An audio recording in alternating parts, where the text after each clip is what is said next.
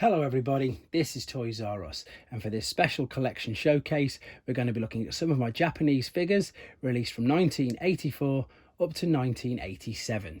So this is obviously from the very beginning, from when they started releasing them, right up to the Headmasters series. So what you'll see in front of us is some of the more standard figures that you've probably seen Hasbro, of course, variants of. And then what I've got to the left hand side of me is we've got some of the Japanese exclusives from the Headmasters series, so we'll be having a look at them in a second. So what else I'm going to do with the rest of the video, we're going to pick up the camera, we're going to have a good in-depth look at a few of these, because again the packaging is so different. You'll notice that they used polystyrene inserts rather than bubbles, and again we can just have a quick look at the different battle scenes and the different artwork that's on all of that. Right then, let's have a start with Perceptor. And the reason for this is, again, I just love the battle scene on the back. So we can see there we've got him in a styrofoam, not in a bubble at all. And if we spin him round, we've got this amazing battle scene that I really like. For those of you that are new to collecting Japanese Transformers as well, when they first started releasing them, they all just had a reference number, which you can see there's 39. You can see, of course, there Optimus Prime smack bang in the middle, or Convoy as he was known. He was number 1, so he was the first one released. Now as they started releasing figures further and further later on, you'll see Cyclonus has got a D70. The D stood for Destron, which was Decepticon, and then here we go, Ultra Magnus is C69, so the C stood for Cybertrons, which was Autobots. So there were subtle little differences like that as well.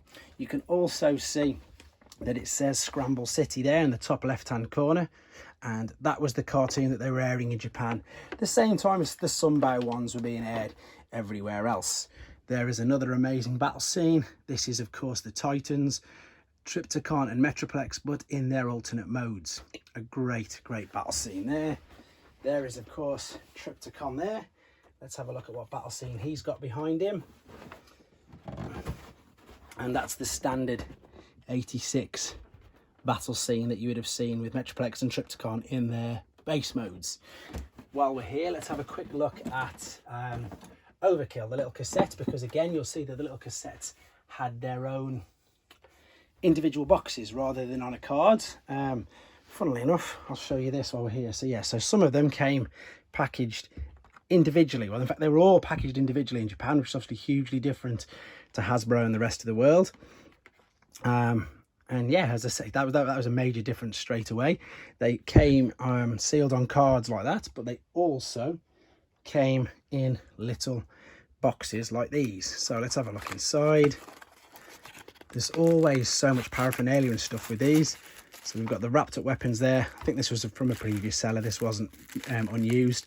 And then we've got, and this is the brilliant thing about the Japanese figures, they all had like little, I might as well take it out of there, collector's cards. So they had the little instructions, but they all had collector's cards as well. So you can see Destron, Overkill, and there's a little bit of spiel about him as well.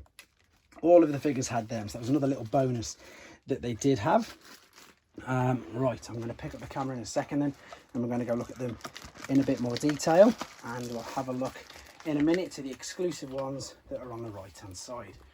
I'm just going to quickly grab the original then. So let's have a look at number 1.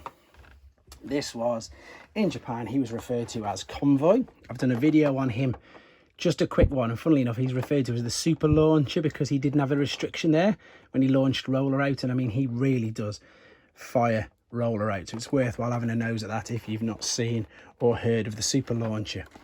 And there is of course the very first battle scene from 1984. Right then, let's pick this camera up, let's have a look at these, just so you can see them a little more up close. So there is the Trypticon. Of course these boxes are very similar to the standard Hasbro ones, the language is just different, and again you've got the mark or the name of Scramble City there. The big differences are the ones to my left hand side I'm going to show you in a second. There is Galvatron, again 86 is mainly Scramble City. There's Octane, you can see they've got the D number for Destrons. There's Snapdragon, and we've actually alluded to the fact there that it was in the Headmasters cartoon. There is Skywarp, of course, And I mean, look how small these little boxes are now, because they're all in little inserts. They're brilliant. Rodimus Prime, Hot Rod, Blair, and then Jazz. Blaster again, polystyrene insert, but still just by himself. There's Percept we've just had a look at, Ultra Magnus, and Metroplex. Right, let's spin around now. So some of these are slightly different. So what we've got here, so these were the clones, and obviously these were released in America and in Japan and everywhere else, but they had this amazing fold out schematics, data check, fold out flaps, which I just think, again, just that little bit of extra effort, it really made all the difference. Obviously didn't have to do it. Hasbro chose completely not to do it, but just this little bit of extra detail, it didn't go unnoticed. I really loved it, to be honest. Right then, so we're going to move over there. Some of the sealed ones I've just shown you, they come individually. Now what we're going to look at is these were released in 1987 as well, but these are exclusives. So D101 is the original Soundblaster. So you can fit 2 cassettes in his chest. There is Stepper.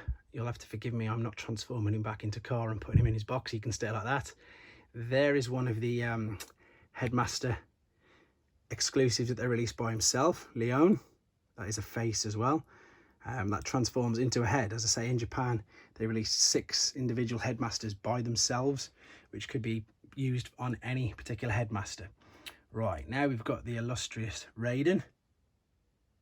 He's a combined trainbot, and he's made up of 6 individual trains. And then I've got a couple more of them down here loose. Some of these aren't in the greatest condition, to be honest. This is my work in progress of building up these. It's quite fun finding them all and building the collection up. Some of this poor chap here hasn't even got his arms, bless him, but yeah, it's fun. Some of them are discoloured, but I just really like them. Funnily enough, over here, I'll just briefly show you this. Although this isn't the Headmasters, they were released a couple of years later in 1990 as well in this box. This was the Zone variant. Everything's exactly the same apart from the packaging. So this is the 1990 packaging, just in case you see them and you might think, well, I want to get them, but they might not be real. They definitely are real. This is just the Zone packaging from 1990. So there's the rest of the train bots there. We've got at the bottom, we've got a monster bot, double cross. Again, you'll find most of these on my channel have actually got videos already by themselves or in groups. And then I've just saved this one to the end. So let's see if I can balance the camera without it falling over. This is an original ramjet from 1985, D56. Funnily enough, it's got a grade of 85 as well. And then there's my amazingly favourite battle scene again. So in my playlists and my Japanese exclusives at the moment, we've got combiners. So I've got all the combiner bots in the little boxes. I've done masterforce boxes. This is the collection from 84 to 87. I will be doing a victory one soon, and of course Zone and whichever other ones we've got there. So there you go. So I hope you enjoyed looking at them. I hope you like to see some of the differences. I prefer the Japanese packaging. I just think they make that, I say, that extra little bit of effort, especially with the clones, and they just, to me, they just look phenomenal. So I hope you enjoyed looking at them as well. So thanks for your feedback, thanks for your comments, your likes. Keep everything coming. I'll do as many videos as I can for you guys, so please take care. Thanks for watching. Like and comment, and don't forget to subscribe.